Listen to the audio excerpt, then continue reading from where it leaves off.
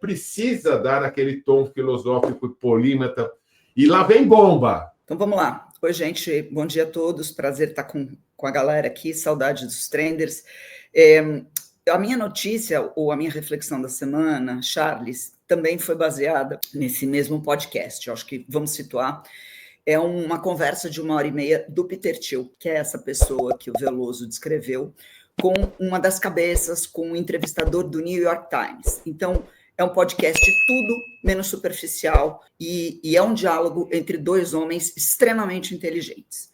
O Peter Thiel, ele coloca assim, dessa maneira exata como o Charles colocou, que nós estamos vivendo um período de estagnação tecnológica importante.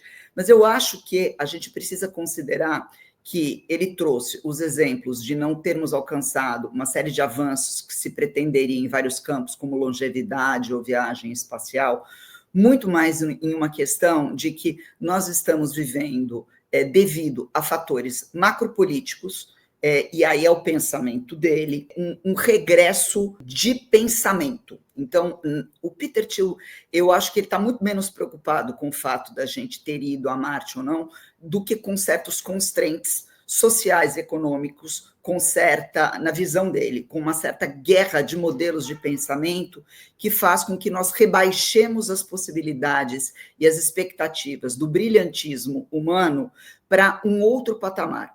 Então, na visão do Peter Thiel, esse pessoal super brilhante, que eu discordo plenamente, discordo totalmente do Vale do Silício, direciona, sim, seus esforços para aumentos incrementais, e aí se utiliza a inteligência artificial como grande vetor de fazimento ou de feitura de negócios e para-se de mirar as grandes questões. Então, a conversa do Peter Thiel é muito menos uma conversa tecnológica do que uma conversa macropolítica. Vamos olhar certas características ao redor da figura dele, que é extremamente controversa. Ele é um cara abertamente gay, filósofo, um cara não formado em tecnologia, a formação original dele não é tecnologia, mas sim direito, filosofia, economia e política. Ou seja, a visão dele é uma visão, digamos assim, política mesmo da coisa, e política com P maiúsculo, no sentido grande da palavra. Ele é alguém que oscila entre ser conservador e libertário, abertamente anti-esquerdista, abertamente antissocialista, porque ele entende que esse tipo de organização não traz esses benefícios de evolução de pensamento que se precisa. E a parte do anticristo, Veloso, não dá para tratar isso de uma maneira leviana, como se fosse cortes de podcast para ganhar seguidor nas redes sociais. Ele é um cara que, ao longo dos últimos talvez 10, 12 anos, tem se tornado, junto com o seu aspecto conservador, mais e mais defensor da ideia de que a espiritualidade, enxergue-se ela como for, é um dos grandes vetores de transformação. Então, o que ele coloca como o anticristo, na verdade, e sim, tem aí um quê, talvez até de loucura nessa história dele, e esse é o grande problema, né? A razão, quando ela é deixada solta, ela se transforma em loucura, que faz da opção dele pelo desenvolvimento da Palantir e a opção dele de usar e de entender a tecnologia como algo muito maior do que o desenvolvimento de inteligências artificiais para responder e-mail, como algo muito mais relevante dentro dessa conversa. Então, não dá para baratear essa conversa, não dá para reduzir essa conversa dele. A questão dos moonshots, para mim, Schwartz, ela é colateral dentro da conversa. E aí, eu não sei se o Renato quer que eu pare por aqui ou não e coloque o que eu tirei dessa conversa dele, que é um outro ponto, ou se eu devolvo para o debate do grupo. Renato? Não, eu acho que você complementa. Eu acho que o Paulo também tem um ponto de vista aqui. A gente vai debatendo, depois a gente volta para a notícia atrás dos games, mas eu acho que esse ponto de vista é interessante. É importante, caras como esse, que são referências, são vozes, trazerem um ponto de vista para a gente ter como apresentar os nossos a partir deles também. Então, continua aí. Eu acho que é super válido válida a reflexão que você está trazendo, Aninha.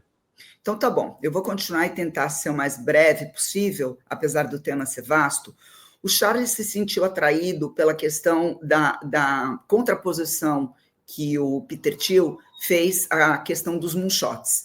eu, ao longo da conversa, retirei um outro ponto que, para mim, é muito mais interessante dentro do que ele falou, que é a própria dúvida que ele exprimiu sobre a nossa supervalorização nos nossos discursos hoje do conceito da inteligência. Não da inteligência artificial ou algo assim, mas do conceito de inteligência.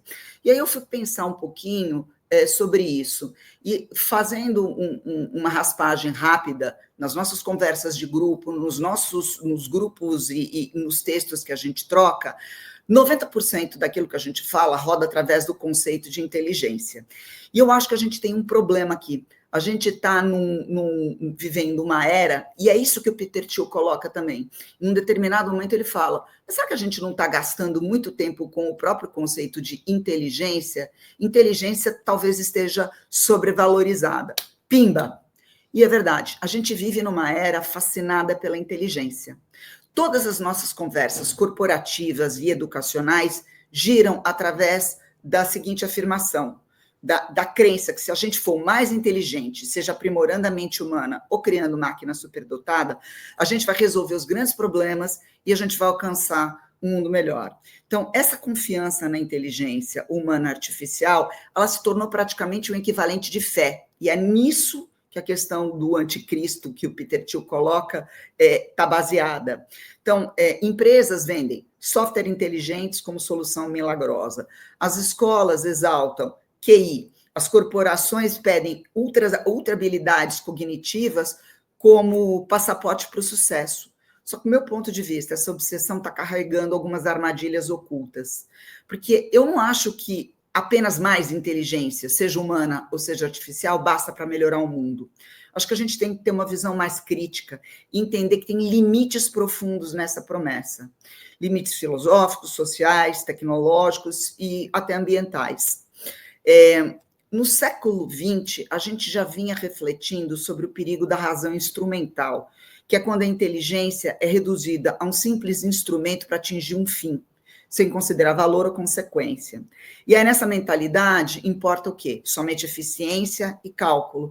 E a gente passa a ignorar o porquê e o para quê que a gente está fazendo alguma coisa. E aí, ações altamente racionais do ponto de vista técnico são vazias de significado humano. E os próprios pioneiros da computação já falavam que quando a gente deixa a racionalidade técnica guiar as nossas decisões sozinhos, a gente acaba agindo em um vácuo ético. Isso está muito casado com a ideia da meritocracia da inteligência. Meritocracia da inteligência. Então, QI, vestibular, diploma, tudo isso serve para a gente separar os vencedores dos perdedores nessa meritocracia da inteligência. E eu acho que não é por aí. A gente acaba entrando, sem querer, num discurso meio desesperado, onde as pessoas que são desfavorecidas de, entre aspas, inteligência, são desnudadas, elas são rebaixadas enquanto cidadãos para um patamar de segunda categoria, ou seja, ser inteligente, correr atrás de entender o cisne vermelho, estar correndo atrás da sua própria alavanca, do seu próprio crescimento, equivale a um status de você ser moralmente melhor.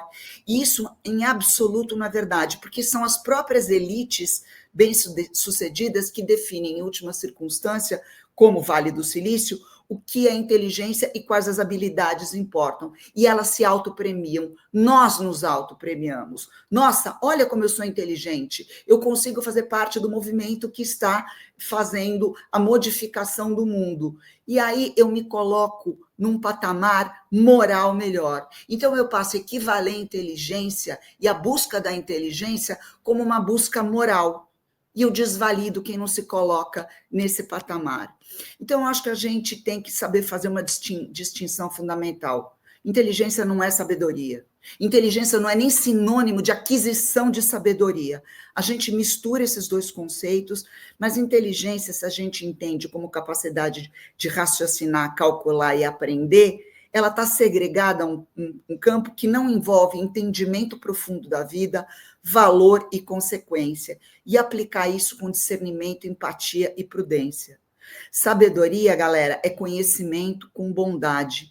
Inteligência não é sinônimo de pessoas melhores e de um mundo melhor. Então, a gente tem que parar de fetichizar a inteligência. É um fetiche. E me parece que acaba sendo o circuito para onde gente desesperada corre porque se sente um cidadão de segunda categoria. Volto para você, Renato.